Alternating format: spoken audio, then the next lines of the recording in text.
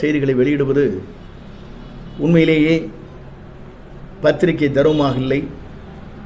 ஆகவே இனி எதிர்காலத்திலாவது பத்திரிகை நண்பர்களுக்கு நான், அந்த பத்திரிகை போன்ற செய்தியாளருக்கு நான் எடுத்துச் சொல்வது, இது போன்ற தவறான செய்திகளை வெளியிடுவதை தவிர்க்கப்பட வேண்டும். இது கண்டனத்திற்குரிய ஒன்று.